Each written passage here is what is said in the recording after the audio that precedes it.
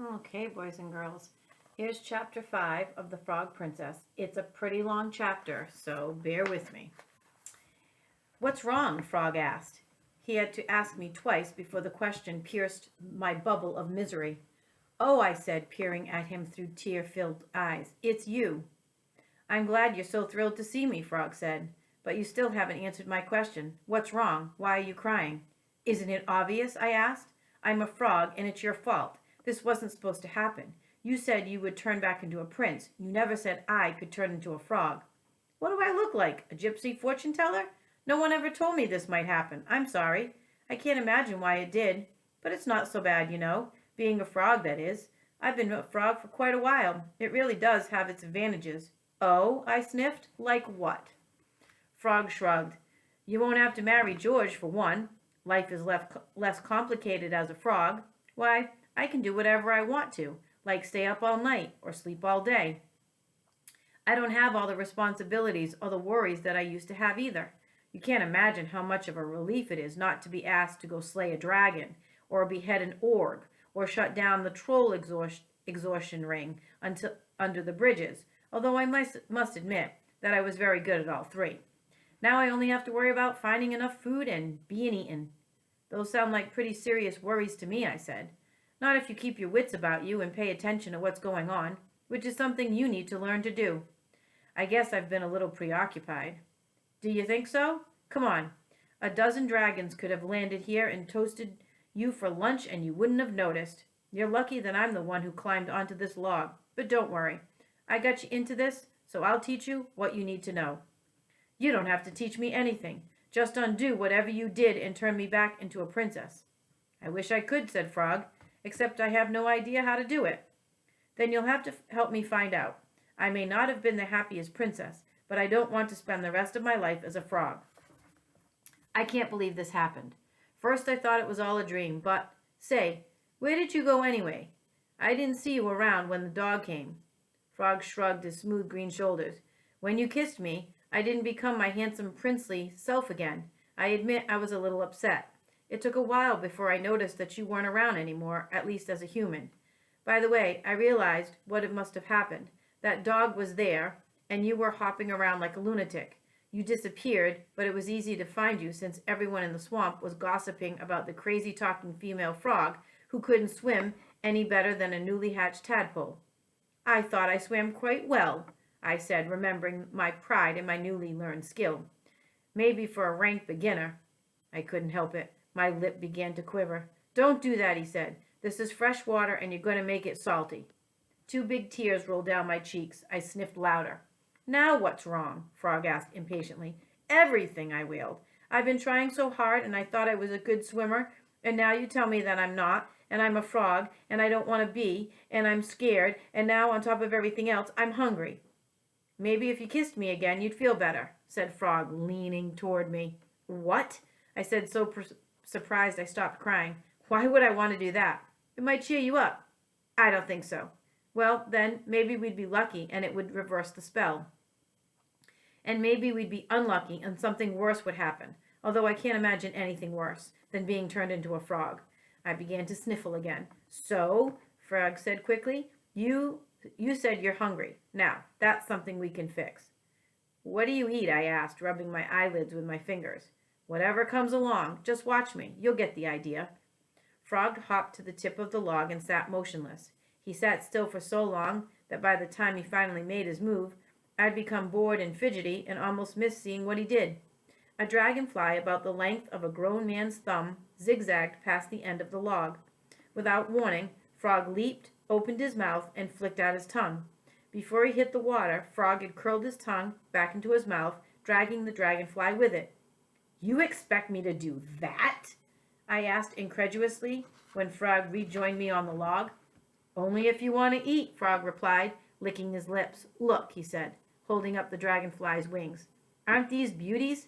If we were near my pad, I'd add them to my collection. You collect those things? Are you kidding? I'm becoming quite an expert, if I do say so myself. My collection is probably the largest and most comprehensive in the world. Now, look over there. See that big juicy fly headed this way? Go ahead. I'll let you have it. I'm not eating a fly. My stomach churned at the thought. You will when you get hungry enough. Watch me. I'll show you one more time. You can show me a million times, but that doesn't mean I'm going to do it. Isn't there anything else to eat besides bugs? Said Frog. I'll tell you what. I know a spot where there's lots to eat, but we're going to have to swim to get there. Fine with me, I said, as long as I don't have to eat flies. Frog grinned. Stay near me and do what I do. He hopped to the edge of the log and plopped into the water. I followed close behind, worried that I might lose sight of him. With Frog leading the way, we headed back downstream. Swimming with the current was much easier, and I was surprised at how quickly we reached the pond. Suddenly, Frog motioned for me to stop, and even though I couldn't understand why, I remembered my promise to follow his lead. Sneaking a look past him, I saw what he had already noticed. A hungry heron stood at the edge of the water, searching the reeds for a likely meal. The bird towered over us with its long, stick-like legs going on forever. Placing his finger to his lips, Frog signaled me to be silent. I nodded and followed him around the opposite edge of the pond. We dove deep, staying out of the sight near the bottom, skirting the water weeds that grew thickly on the sunny side. We were still hiding from the heron when a shadow blocked the sun. I looked up to see a dark shape gliding through the water over our heads. A golden circle dangled from its mouth, glistening in the morning light. Suspended from the circle, little shapes twinkled in a familiar way. It was my bracelet. I lurched forward, determined to retrieve my property, but Frog grabbed my arm and held me still until the shape had passed out of sight. Pent-up anger and frustration propelled me to the surface when Frog finally let me go. "Did you see that?" I asked after taking a quick breath of air. "That big animal, what was it?" "An otter," replied Frog. "It had my bracelet, the one my aunt gave me. We have to find that otter. I need that bracelet and I have to get it back." "No, you don't. Don't you know anything about otters?" "Of course I do. My Aunt Gracina told me all about them. Where they live, how they play, how they eat frogs." "They eat frogs," I squeaked. "We're their favorite food." Suddenly our swim didn't seem quite so carefree. I looked around, half expecting to see hungry eyes watching us from the muddy bank. "There are lots of animals that like to eat frogs, aren't there?" I asked. Frog nodded. "We're on nearly everyone's list of favorite foods. That's why you have to be on the lookout all the time." "And my bracelet?" "Gone for good, which is probably just as well. You wouldn't be able to carry it now anyway. Come on, we don't have much further to go." A short distance later, Frog led the way up the bank and across a marshy ground to a small hill. A wild plum tree grew at the top. The ground around it was littered with rotting fruit. Green and black flies zipped from one overripe plum to another. "This is the food you were talking about?" "Sure is. Help yourself." Although plums didn't look very appetizing, I was convinced that they had to taste better than flies. I hopped to the nearest plum and tried to find a spot that wasn't too rotten. "There's a part at the top that doesn't look too bad," said Frog. How do I reach it from here?" "You're a frog. Use your tongue," suggested Frog. "My tongue? I can't do that. Are you sure I can't use my hands?" "Not if you really want to eat. You're a frog now, and frogs use their tongues." "I don't know. I'm not very coordinated." "Don't be a tadpole. You can do it." "I'll try," I said doubtfully. I opened my mouth and uncoiled my tongue, flicking it toward the top of the fruit. The first time I did it, I didn't put enough energy into it, and my frog tongue flopped onto the ground. "Nice try," said Frog, snickering behind his hand. I glared at him as I tried to brush the dirt and grass off my tongue. Although I was very careful, I didn't get it all off, and it felt prickly when I pulled my tongue back into my mouth. Refusing to be discouraged, I tried again with all my strength. Unfortunately, I was too enthusiastic. My tongue hit the soft skin of the rotting fruit and continued on into the center of the pulp.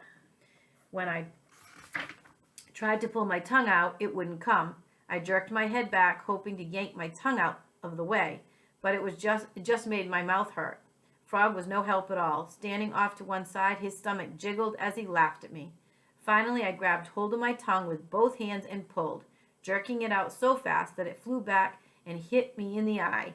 I staggered, rubbing my head while Frog rolled on the ground, holding his sides and howling. "Thanks for the encouragement," I said once I had my tongue back in my mouth. "I thought you said you would never laugh at me. Now what do I do?" "Try again," he said. "I haven't laughed this hard in a long time." I thought about sticking my tongue out at him, something I'd seen Violet do to one of the page boys, but because it seemed to have so little because I seemed to have so little control over it, I was afraid I might actually hit him with it by mistake. "Turn around," I said. "I can't do this while you're watching me." Frog was still chortling when he turned to face the other way. When I knew he wasn't looking, I sidled over to another piece of fruit, not liking the taste of the first plum. This one was bigger and glistened with juice. It was also covered with flies. I flicked out my tongue again, and this time I did it just right, hitting close to where I was aiming. The fruit was squishy and tasted sour, although not as bad as the first one I tried. But when I pulled my tongue in, a fly was stuck to the tip. It was the most disgusting thing I'd ever done. "Yuck!" I shouted. "Get this thing off my tongue!" The fly wriggled and buzzed, trying to get free. Frog was there in an instant, but all he did was poke my tongue with his finger. I gagged, and my tongue snapped back into place. The fly buzzed loudly, tickling the roof of my mouth. "Hm," I said, pleading for help from the frog. "Blink," he ordered. "Hm," I said again. Don't think, just blink." I couldn't imagine what blinking had to do with the fly in my mouth, but I tried it anyway. I blinked. When my eyes closed, my eyeballs pushed down on my throat, and I swallowed the fly. I shuddered when I realized what I'd done. "Gross! Yuck!" I said, then spit up until my mouth was dry. "Good, huh?" asked Frog. "Good. It was disgusting." I wiped my tongue with my fingers, trying to get rid of the taste. "Be honest now. What did it taste like?" "Horrible." "Really?" "Well," I said reluctantly, "the plum was sour, but the fly was kind of sweet." "Aha!" said Frog. "I knew you'd like it. You may still be a princess at heart, but you're living in a frog's body now, and frogs love flies." I said it was sweet. I didn't say I liked it. "Hey," I said, suddenly suspicious. "Was this a trick? Did you bring me here so I couldn't help but catch a fly?" "Would I do such a thing?" he asked. "Don't you know me better than that?" "I hardly know you," I said, thinking that he might actually be a little sneaky after all. Frog shrugged.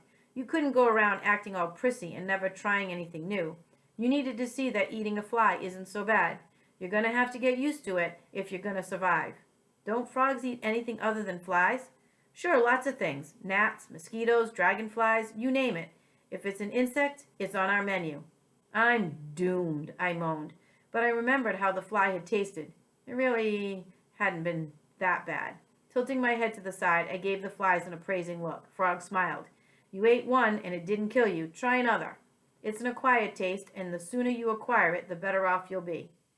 I certainly didn't intend to remain a frog my entire life, but I needed to live until I could figure out how to go back to my old self. I gagged again and swallowed hard. Maybe, I thought, it would be better if I didn't think about it. Just do it and get it over with. "How did you learn what to do?" I asked Frog. "You couldn't have known what a frog does the instant you became one." "I watched other frogs," said Frog, shrugging. "It's amazing what you can pick up when you're intelligent and observant as I am. Go ahead, see if you can catch another one." "Then go away," I told him. "It really is easier if you're not here." Frog wandered off to catch his own meal while I looked for the juiciest plum. When I found it, I focused on the biggest fly and flicked my tongue again. It uncurled with a soundless snap, missing the fly by inches. I coiled my tongue back into my mouth while the lucky insect buzzed angrily and flew off to another less dangerous plum. I kept trying, but I didn't catch many flies. My eye-tongue coordination wasn't very good. Frog's stomach was full long before mine, so he came over to give me tips on improving my aim. He also came over to brag. You should have seen what I just did," he said. "I found a really rotten plum so covered with flies that I couldn't see the fruit. It took me a while, but I lined it up just right and caught 8 flies with one flick of my tongue. 8 at once. Imagine that." His bragging was getting on my nerves. "I have a question for you," I said, wanting to change the subject. "It was all right to call you Frog when you were only the frog I knew, but now I'm a frog too, and it no longer seems right. What should I call you?" "You could try calling me Edric." "You mean you really are Prince Edric? That wasn't something you said just to get a kiss?" "I really was Prince Edric, back when I was human. I'm surprised you hadn't heard of me. I was quite famous, you know. However, now that I'm a frog, I'm just plain Edric." "In that case, I'm Emma. Princess Emeralda is much too formal for a frog." "Huh?" grunted Edric. "Okay, Emma. Then how about trying that fly over there?" He pointed to an insect buzzing angrily on the ground. "Even you can catch him. I think his wing is damaged." I ignored the suggestion, and as I wanted to tell him about my idea once I'd come up with it while I stalked my flies. I figured out how we can get out of this mess. All we have to do is go to my castle and wait for my Aunt Grassina to get home. I don't know how long she'll be gone, so we may have to wait a while, but I'm sure she'll help us as soon as she gets back. It's not that easy, he said, as if he were talking to a simpleton.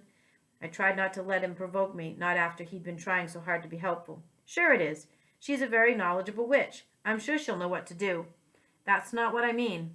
In the first place, waiting around a castle would be an invitation for disaster. Frogs aren't exactly welcome on castle grounds. Don't you think I would have gone home if I could have? I've seen too many frogs tortured by dogs, cats, and bored undergardeners. It's something I'd rather not experience, thank you very much. And although I don't really know all that about magic, even I understand that one witch can't undo spells cast by another.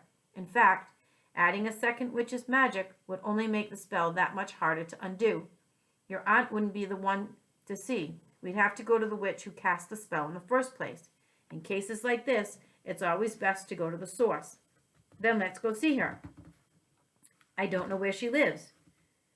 You aren't very encouraging, I said, trying not to show how discouraged I actually felt. Maybe Grassina can help us find her. Hold it right there. Didn't you hear a word I just said? I don't want to sit around your castle waiting for your aunt to show up. Anyway, I am not going to talk to any strange witch. How do I know she won't cast another spell on me? My aunt wouldn't do anything like that. Really? Then tell me, has she ever turned anyone into a frog? Be honest now. Well, yes, but... Aha! And you want me to go see her?